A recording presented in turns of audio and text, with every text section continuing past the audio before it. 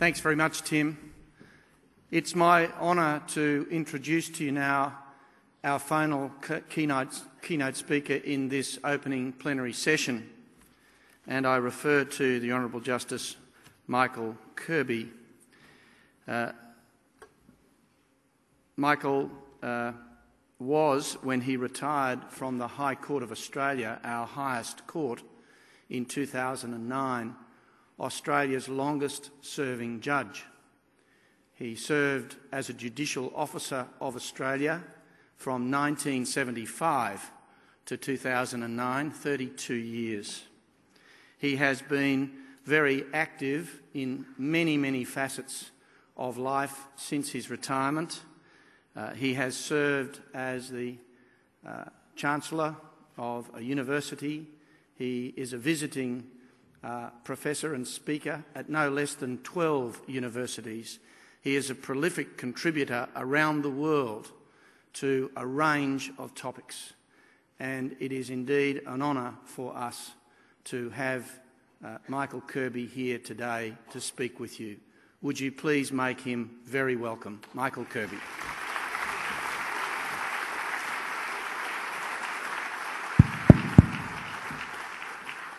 Thank you very much, Ralph. Turn on the lights. We must all have light so that we can engage with each other. I want to see your eyes. I want to look into your eyes and talk to you about volunteering and how important it is. And I want to stretch your minds.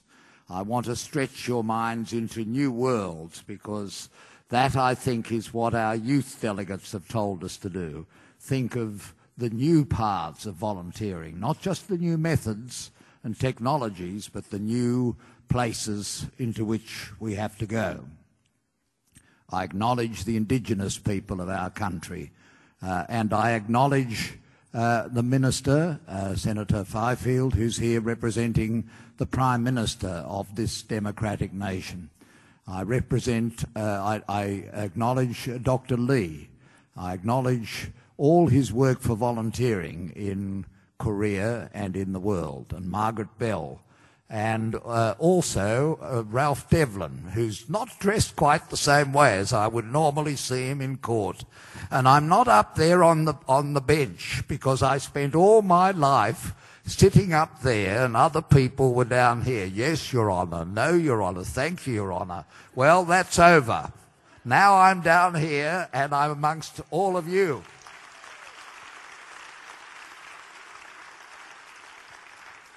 And it was mentioned that I have been lately chairing a commission of inquiry for the Human Rights Council of the United Nations of the world on the human rights violations in North Korea.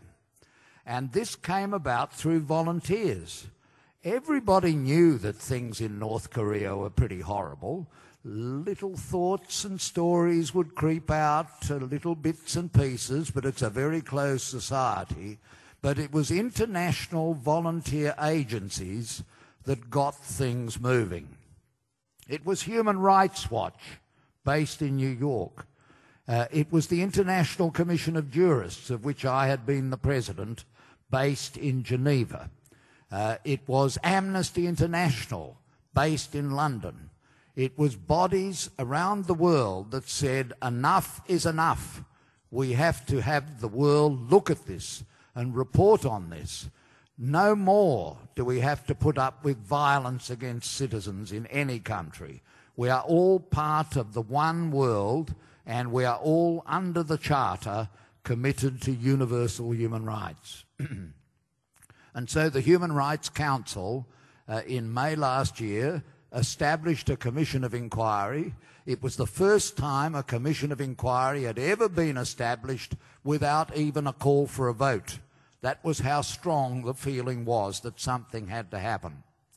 And I was appointed by the President of the Commission of the Human Rights Council, the Ambassador of Poland, and thereby also hangs a tale, to be the chair of the Commission of Inquiry. I'd previously done work for Secretary-General Boutros Boutros-Ghali in Cambodia. And I, with my colleagues, one of whom was from Indonesia, one of whom was from Serbia, we three made up the Commission of Inquiry.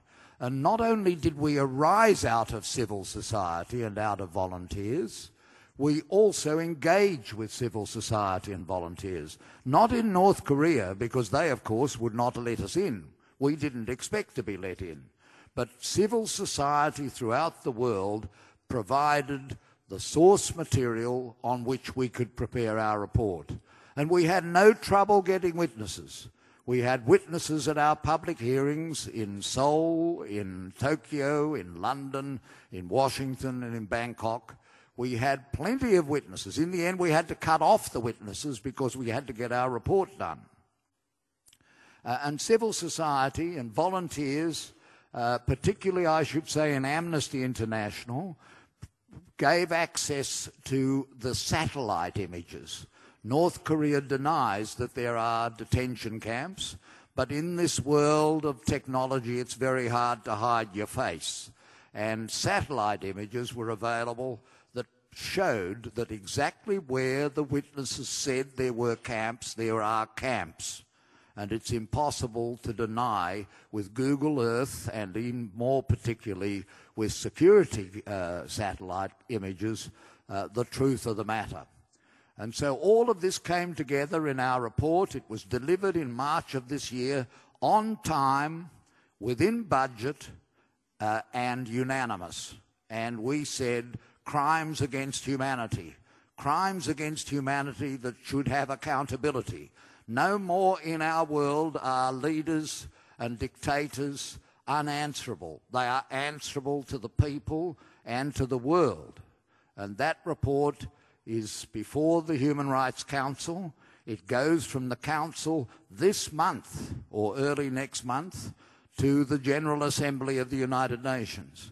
And we have recommended that it should be referred by the General Assembly to the Security Council, because it's obviously a matter of peace and security to have an unstable and murderous and tyrannous regime in our world, armed with 20 nuclear weapons and an increasingly efficient missile delivery system, which is a threat to its own people and a danger to the region and to the world, including to us in Australia, but particularly to Dr. Lee's country, the Republic of Korea, and to Japan, and even to the west coast of the United States of America.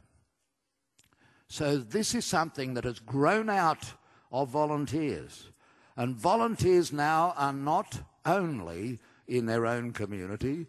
Volunteers are worldwide. Volunteers are working in the United Nations. Volunteers worked and helped the work of our Commission of Inquiry. That's just the nature of it. In the Palais Wilson in Geneva, it was the seat of the League of Nations. It's now the headquarters of the Office of the High Commissioner for Human Rights. In that beautiful building by the lake in Geneva are many people who began their lives as volunteers. I say to the young people, stretch your imagination, work in the work of your own countries. But remember, we are all brothers and sisters. We are all brothers and sisters, and we have to take responsibility for our world. And many of those who are working with the Commission of Inquiry in the Palais Wilson were people who began their lives as volunteers in their own country and now are UN volunteers and are working sometimes with pay, sometimes without pay, but in the hope of pay in due course, for the cause that binds us all together, the cause that Eleanor Roosevelt wrote for the world in the Universal Declaration of Human Rights. Go back to that declaration. Have a look at it. Wonderful words. These are the principles that we as human beings share together. Now, I think Margaret Bell wanted me today to speak about the work of the Commission of Inquiry and the United Nations and the global community. But I'm not going to do that because there'll be others who can do that. And I'm not going to talk any more about North Korea, because you can look it up online and it's all there, including our public hearings and the quiet, dignified and traduced people who have given their testimony before our Commission of Inquiry. Go to the Google, North Korea, Commission of Inquiry. You can find it easily, and just watch them.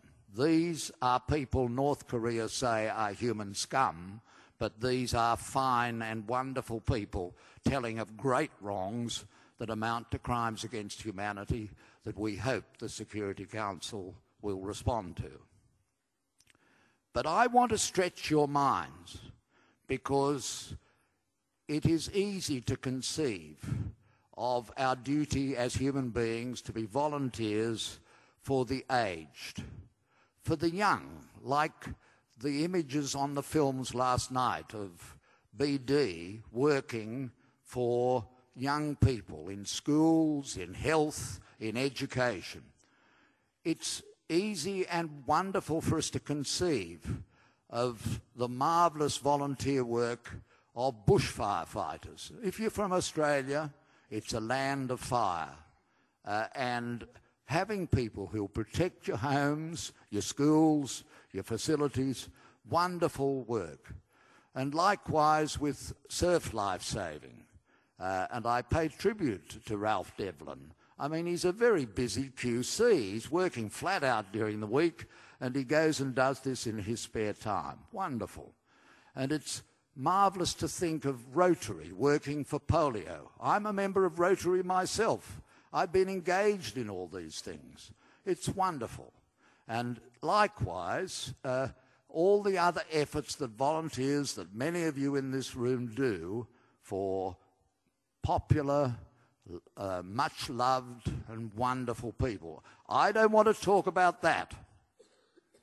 I want to talk, taking up the line from the minister.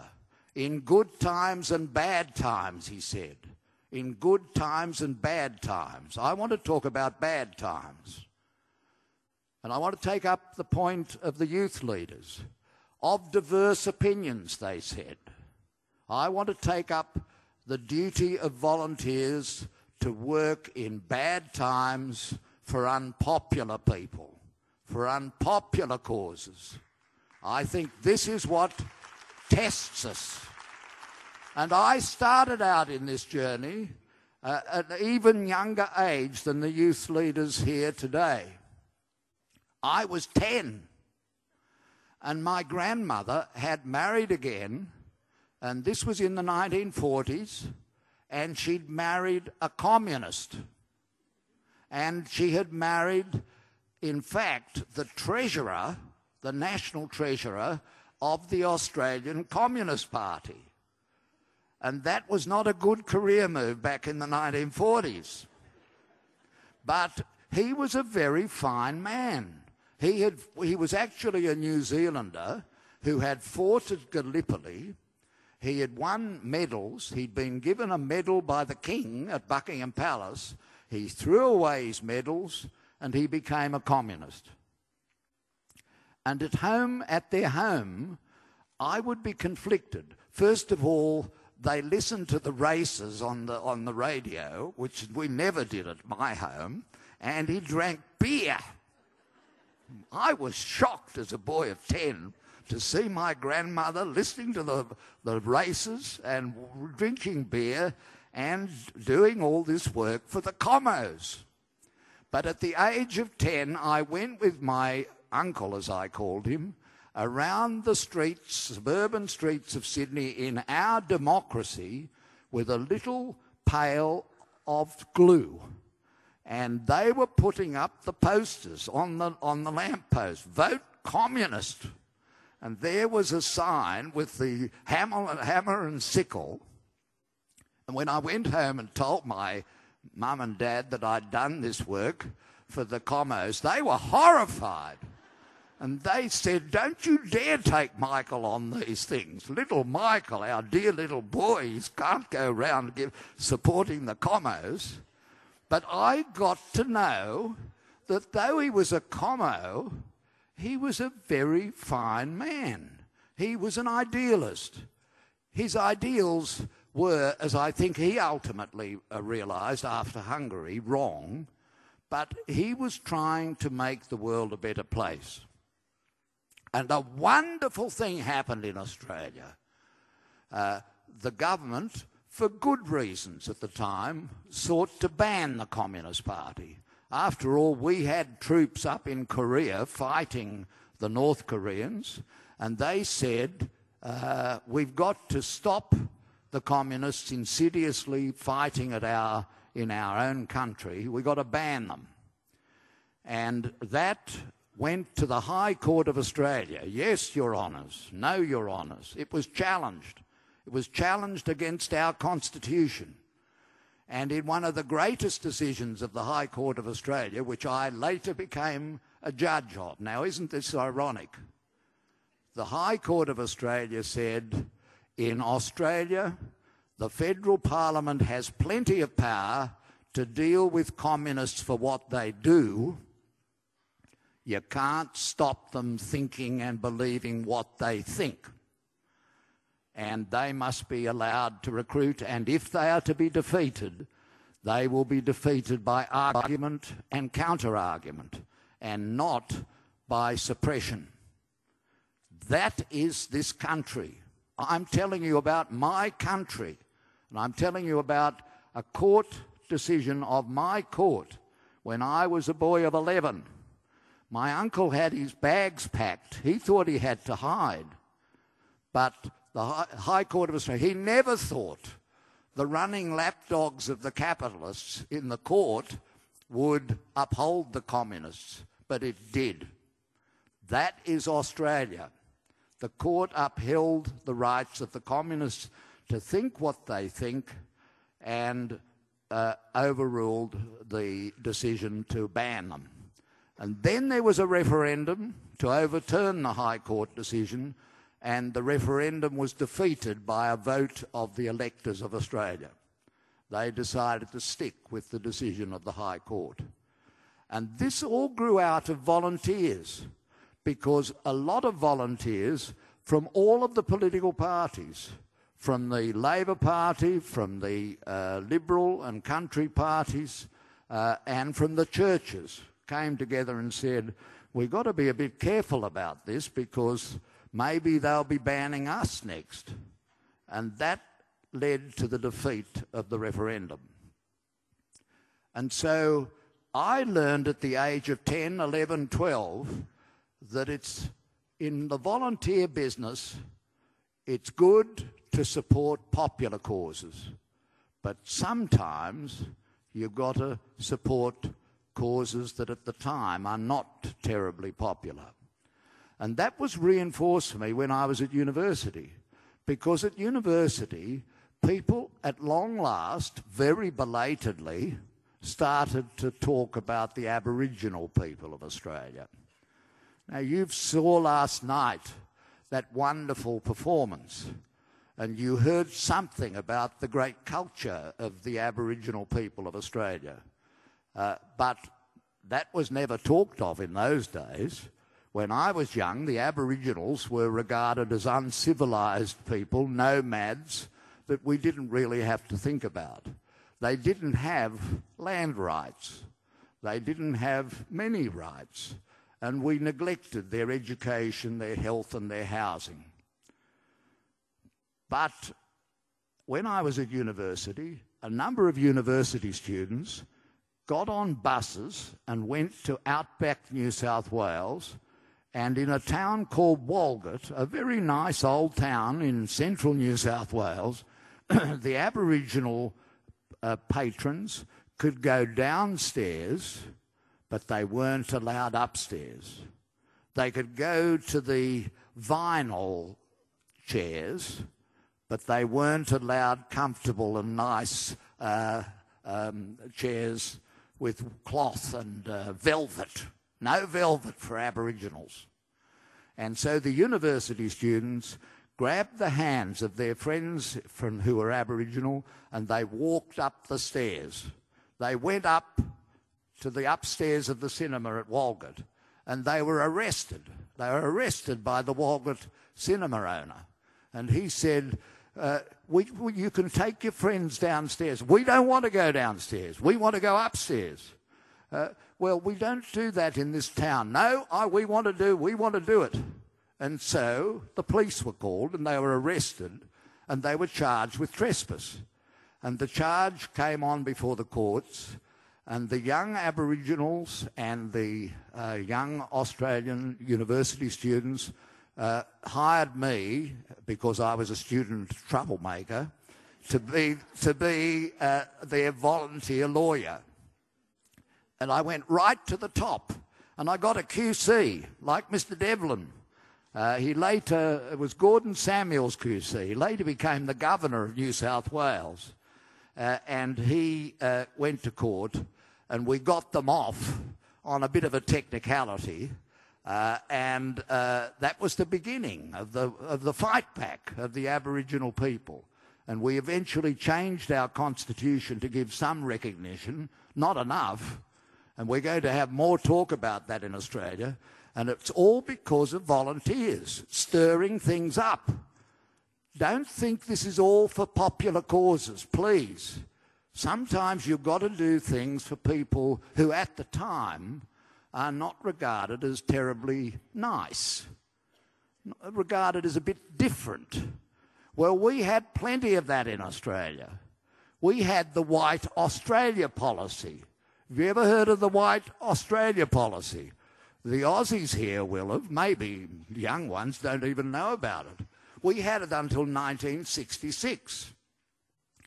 It was first stopped by Mr. Holt, the coalition Prime Minister. In 1966, the Holt government began the process of getting rid of the White Australia policy, and it was continued a few years later by Mr. Whitlam in the Labor Party. And so both sides of politics began the process of dismantling the White Australia policy and allowing people to come to this country irrespective of their race, looking at what qualities they can bring and skills they can bring to Australia, not just on the colour of their skin. We've still got a little bit of a thing about people coming across the seas at us. We've still got that, haven't we? We all know about this. But we've got a lot better. And do you know how we did that? We did it by volunteers, by people in political parties, and by beginning to know people who are a bit different from ourselves. Not very different, but different in culture, different in language, different in appearance, but still brothers and sisters. And so volunteerism isn't only about popular people. Sometimes you've got to stand up for and support people who are not so popular at the time because it's the right thing to do. And women, women are actually the majority, but women were very discriminated against in the law.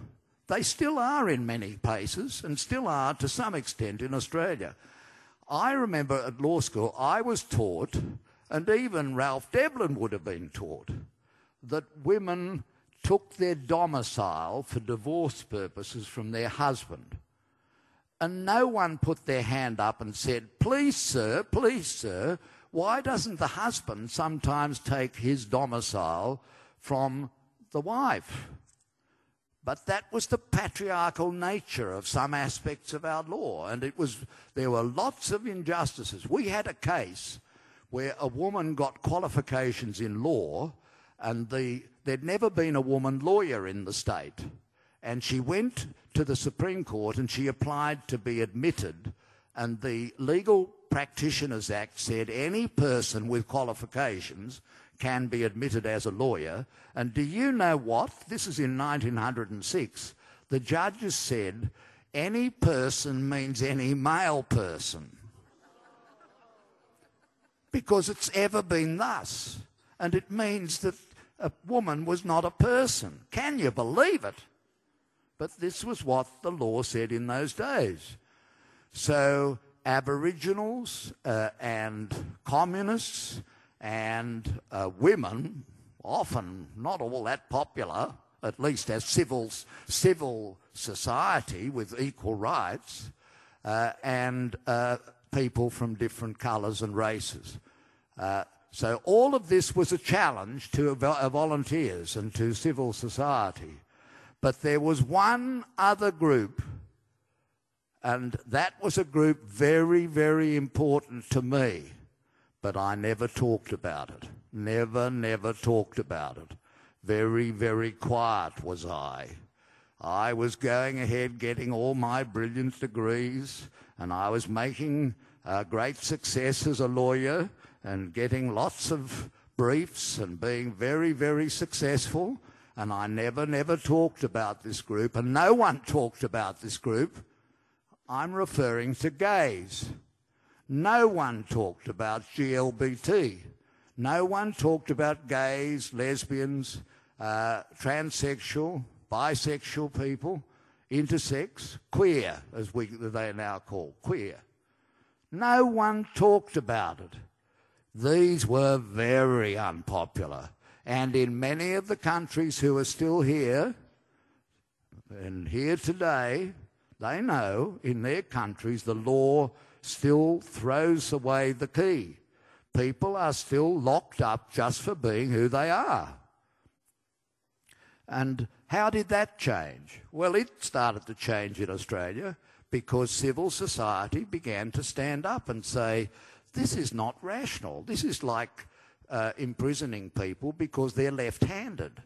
It's ridiculous, and it's irrational, and it's got to stop. But, oh no, there were groups and there were churches and there were others who said, oh no, this is against the word of God and so on, all of which is a misunderstanding, a misreading of the scriptures. But this is the truth. There will always be in every society people who are out of favour. And it doesn't really test you as a volunteer if you are lovely to children. Though sometimes I see with my nieces and nephews it tests me, but generally for somebody who's struggling in the surf, and there is the brave Ralph down there, Mr. Devlin QC, he'll go through wave and torment to try and get to save those who are drowning and suffering bushfire and polio. But when you're tested is when you're asked in a country to stand up for the communists, to stand up for people of different colour, to stand up when no one else is doing so for the Aboriginal people, to stand up for the GLBT. That's when we're tested. And that's when our societies are tested. Because in Nigeria and in Uganda, they've recently introduced legislation which says that it is illegal and a crime not just to engage in homosexual activity, but to be homosexual. And moreover, you can't form a society group to argue that this is irrational and that the law has to change. That's a serious criminal offence. And that is the law that is just being introduced in some countries. So that makes it very hard. And that's why oppressive societies often strike first at civil society. They strike at the volunteers. They strike at the citizens who want to speak up and take a stand, often an unpopular stand, that is stretching the envelope, pressing the envelope to change the country and to change the world. And that's why I think it's very important, as the youth representatives gave us an insight into their discussion. I hope you were talking about these issues. Very important to talk about the things that everyone will agree about. But it's equally important in a free community to talk about the things that people don't agree about. That's the essence of freedom. That's the way we make progress. And the most important and final thought I want to leave with you is this. I often sit there in the quiet of my mind and I ask myself, why didn't we speak about the issues of GLBT back when I was a young person? Well, we didn't speak about it because the forces of society were very strong and it was very unrespectable, and in fact it was sort of disgusting and nobody wanted to talk about it. But you don't make progress if you don't talk. And I think the most interesting question is, what are the things we are not talking about today that in 50 years' time people will come to an IAVE conference and say, how could you possibly have been so ignorant? How could you possibly have been so blind? How is it that you did not see that this or that was an important issue of basic human dignity and human rights? And why did you do this or that and not speak up and make that a cause that you embraced? And I think that is what you should take away from this conference here, Gold Coast, Queensland, Australia, Southern Hemisphere, world. You've got to take away the fact that we are a country that has had many faults. Every country has faults. We still have many faults. Every country has faults. But we have made progress, and all of us must make progress. And all of us must do what was said, I think, by Tim Jackson. Put yourself into the footsteps, into the shoes of other people, and try to see the world as other people do. And if you do that, and get engaged with other people, and get to know other people, you find they are brothers and sisters with lives very similar to our own. We share this fragile biosphere, and our duty is to preserve it and to defend the human dignity of everyone, not just the North Koreans, not just the Australians, everyone.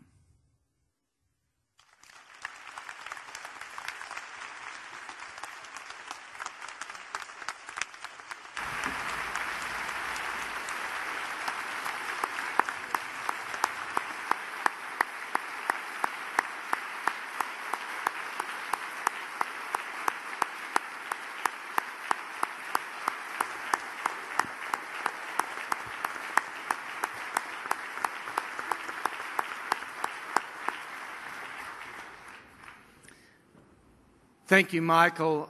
I've been sitting here reflecting on the sad fact that my career as a Master of Ceremonies is over before it begins. For this reason, that at any other function at which I'll be privileged to hear you speak, and I'm privileged to introduce you, I will henceforth, if I'm telling the truth, introduce you as one of Australia's most eminent and best loved Australians, a Communist Party worker at the age of 10, and a student troublemaker thereafter. Your legal career will disappear without trace. Ladies and gentlemen, what a wonderful, inspiring address from the Honourable Michael Kirby. I'm sure you'll take that now through the rest of this wonderful conference.